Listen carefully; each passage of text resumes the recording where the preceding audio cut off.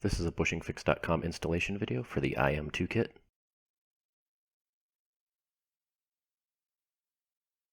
You'll receive 3 pieces in your kit: a bushing, an installation driver, and a retaining cup. You'll start by putting the bushing onto the installation driver as shown. And you'll want to look at your cable end and identify which way the shift lever pin went through.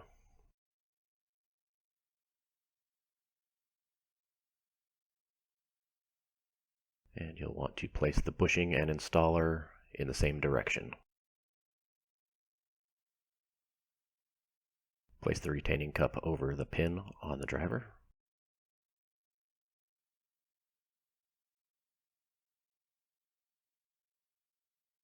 And take some pliers and squeeze it a few times to drive the bushing into the cable end.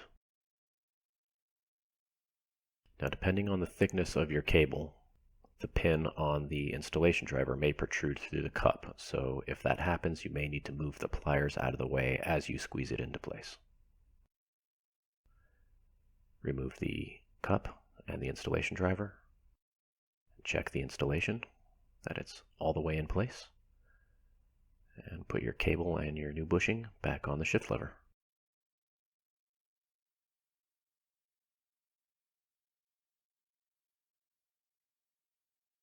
That's it, you're done. Thanks for watching.